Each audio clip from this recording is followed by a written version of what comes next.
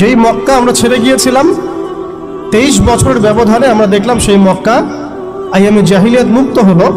শুধু তাই নয়, সেখানে কোনো শিখ থাকলো না, কোনো রিবা থাকলো না, কোনো মাদক থাকলো না, কোনো নারীর অবমাননা থাকলো না, গোত্রীয় হানাহানি থাকলো না।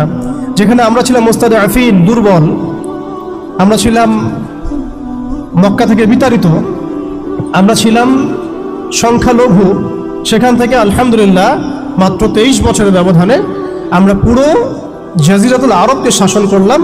এবং সেই বেইজের উপর দাঁড়িয়ে আবু বকর, ওমর, ওসমান, আলী রাদিয়াল্লাহু আনহুম আজমাইন তারা আরও প্রায় 30 বছর খেলাফা বাস্তবায়ন করলেন।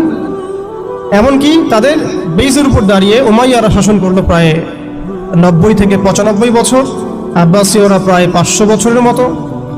এরপরে আসলো তুর্কিরা, মাঝখানে ফাতেমিরা, আপনারা জানেন মামলুকরাও শাসন করেছে, সেলজুকরাও করেছে, অটোম্যানরাও করেছে। তো আমরা বুঝতে পারছি যে উম্মাহ এই হালতে ছিল না এখন যে হালতে আছে।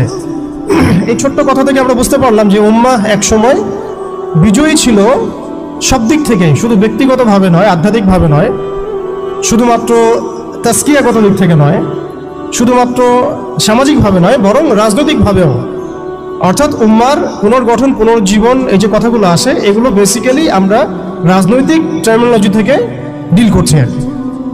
আমাদের উম্মার অবস্থা সবসময় এই বিশ্বকে নেতৃত্ব প্রদানকারী অবস্থায় ছিল, যেখান থেকে আমরা এখন সরে আসছি বলে আমাদেরকে এই টপিক নির্ধারণ করতে হচ্ছে যে কিভাবে আমরা এর পুনর্গঠন করব, পুনর্জীবন করব। এতটুকু আমাদের কাছে ক্লিয়ার যে আমরা এক সময় বিশ্বকে শাসন করেছি, বিশ্বকে নেতৃত্ব দিয়েছি। ব্যক্তি জীবন থেকে শুরু করে রাজনৈতিক জীবন পর্যন্ত আমরা আল্লাহ রাব্বুল আলামিন এবং তার রাসূলের প্রত্যেকটা বিধান মেনে চলেছিলাম, মানার চেষ্টা করেছিলাম। আল্লাহ পাক আমাদেরকে সম্মানিত করেছিলেন। পৃথিবীর কোনো পরাশক্তি আমাদের সামনে টিকতে পারত না।